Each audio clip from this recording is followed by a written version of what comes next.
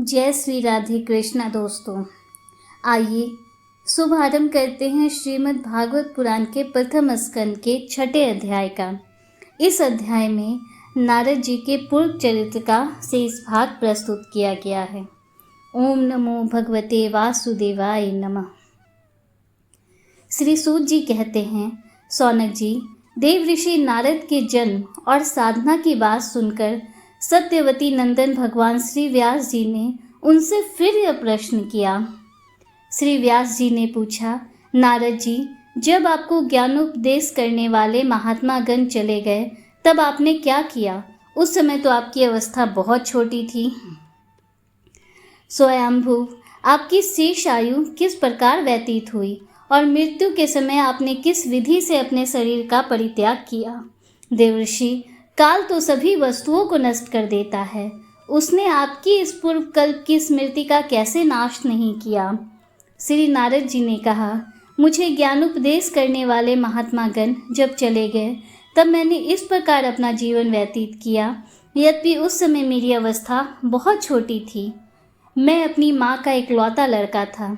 एक तो वह स्त्री थी, दूसरे मूढ़ और तीसरे दासी थी। मुझे भी उसके सिवा और कोई सहारा नहीं था। उसने अपने को मेरे स्नेह पास में जकड़ रखा था। वह मेरे योगक्षेम की चिंता तो बहुत करती थी, परंतु पराधीन होने के कारण कुछ नहीं कर पाती थी। जैसे कठपुतली नचाने वाले की इच्छा के अनुसार ही नाचती है, वैसे ही ये सारा संसार ईश्वर के अधीन है। मैं भी अपनी माँ के स्नेह बंधन में बंधकर उस ब्राह्मण बस्ती में ही रहा। मेरी अवस्था केवल 5 वर्ष की थी। मुझे दिशा, देश और काल के संबंध में कुछ भी ज्ञान नहीं था। एक दिन की बात है, मेरी माँ गौ दूहने के लिए रात के समय घर से बाहर निकली। रास्ते में उसके पैर से सांप छू गया। उसने उस बेचारी को डस लिया। उस सांप का क्या दोष, काल की ऐसी ही प्रेरणा थी। मैंने समझा, भक्तों का मंगल चाहने वाले भगवान का यह भी एक अनुग्रह ही है। इसके बाद मैं उत्तर दिशा की ओर चल पड़ा। उस ओर मार्ग में मुझे अनेकों धन्य धान्य से संपन्न देश, नगर, गांव, अहिरों की चलती फिरती बस्तियां, खाने, खेड़े, नदी और पर्वतों के तटवर्ती पड़ाव, वाटिकाएं, वन, उपवन और रंग बिरंगी धातुओं से युक्त विचित्र पर्वत दिखाई पड़े। कहीं कहीं जंगली वृक्ष थे जिनकी बड़ी बड़ी शाखाएं हाथियों ने तोड़ डाली थीं। शीतल जल से भरे हुए जलाशय थे जिसमें देवताओं के काम में आने वाले कमल थे। उन पर पक्षी तरह तरह की बोली बोल रहे थे और भंवरे मंडरा रहे थे। ये सब देखता हुआ मैं आगे बढ़ा। मैं अकेला ही था। इतना लंबा मार्ग तय करने के बाद मैंने एक घोर गहन जंगल देखा। उसमें नरकट, बांस, शेठा, कुश, कीचक आदि खड़े थे।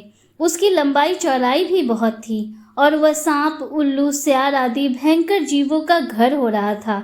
देखने में बड़ा भयानक लगता था। चलते चलते मेरा शरीर और इंद्रियां शिथिल हो गईं। मुझे बड़े जोर की प्यास लगी। भूखा तो मैं था ही। वहाँ एक नदी मिली। उसके कुंड में मैंने स्नान, जलपान और आचमन किया। इससे मेरी थकावट मिट गई। उस विजन वन में एक पीपल के नीचे आसन लगाकर मैं बैठ गया। उन महात्माओं से जैसा मैंने सुना था, हृदय में रहने वाले परमात्मा के उसी स्वरूप का मैं मन ही मन ध्यान करने लगा। भक्ति भाव से वशीकृत चित्त द्वारा भगवान के चरण कमलों का ध्यान करते ही भगवत प्राप्ति की उत्कट लालसा ने मेरे नेत्रों में आंसू छलछलाए और हृदय में धीरे धीरे भगवान प्रकट हो गए। व्यास जी, उस समय प्रेम भाव के अत्यंत उद्वेग से मेरा रोम रोम पुलकित हो उठा। हृदय अत्यंत शांत और शीतल हो गया। उस आनंद की बाढ़ में मैं ऐसा डूब गया कि मुझे अपना और ध्येय वस्तु का तनिक भी भान न रहा। भगवान का वह अनिर्वचनीय रूप समस्त शोकों का नाश करने वाला और मन के लिए अत्यंत लुभावना था। सहसा उसे न देखकर मैं बहुत ही विकल हो गया और अनमना सा होकर आसन से उठ खड़ा हुआ। मैंने उस स्वरूप का दर्शन फिर करना चाहा, किंतु मन को हृदय में समाहित करके बार बार दर्शन की चेष्टा करने पर भी मैं उसे नहीं देख सका। मैं अतृप्त के समान आतुर हो उठा। इस प्रकार निर्जन वन में मुझे प्रयत्न करते देख स्वयं भगवान ने, जो वाणी के विषय नहीं है, बड़ी गंभीर और मधुर वाणी से मेरे शोक को शांत करते हुए कहा, खेद है कि इस जन्म में तुम मेरा दर्शन नहीं कर सकोगे। जिनकी वासनाएं पूर्णतया शांत नहीं हो गई हैं, उन अधकचरे योगियों को मेरा दर्शन अत्यंत दुर्लभ है। निष्पाप बालक, तुम्हारे हृदय में मुझे प्राप्त करने की लालसा जागृत करने के लिए ही मैंने एक बार तुम्हें अपने रूप की झलक दिखाई है।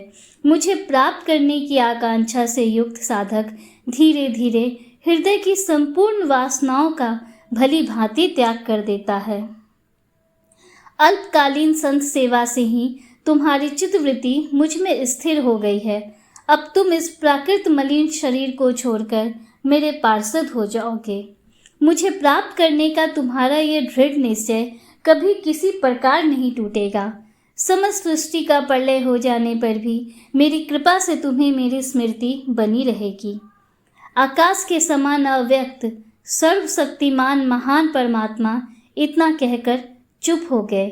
उनकी इस कृपा का अनुभव करके मैंने उन श्रेष्ठों से भी श्रेष्ठतर भगवान को सिर झुकाकर प्रणाम किया।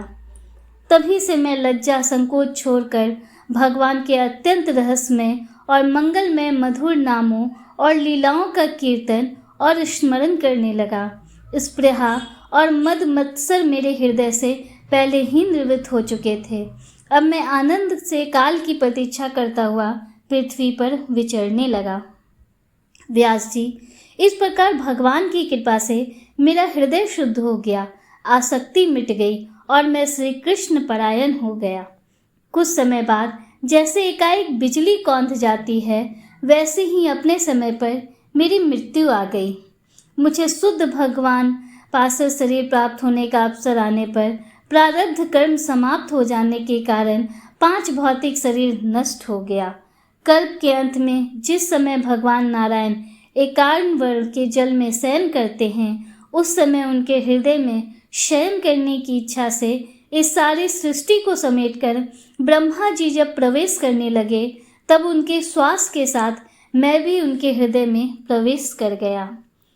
1 सहस्त्र चतुर्युगी बीत जाने पर जब ब्रह्मा जगे और उन्होंने सृष्टि करने की इच्छा की, तब उनकी इंद्रियों से मरीचि आदि ऋषियों के साथ मैं भी प्रकट हो गया। तभी से मैं भगवान की कृपा से बैकुंठ आदि में और तीनों लोकों में बाहर और भीतर बिना रोक टोक विचरण किया करता हूँ। मेरे जीवन का व्रत भगवत जन अखंड रूप से चलता रहता है। भगवान की दी हुई स्वर ब्रह्म से विभूषित वीणा पर तान छेड़कर मैं उनकी लीलाओं का ज्ञान करता हुआ सारे संसार में विचरता हूँ।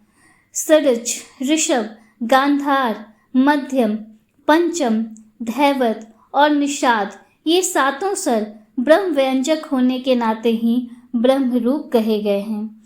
जब मैं उनकी लीलाओं का गान करने लगता, तब वे प्रभु, जिनके चरण कमल समस्त तीर्थों के उद्गम स्थान हैं और जिनका यशोगान मुझे बहुत ही प्रिय लगता है, बुलाए हुए की भांति तुरंत मेरे हृदय में आकर दर्शन दे देते हैं।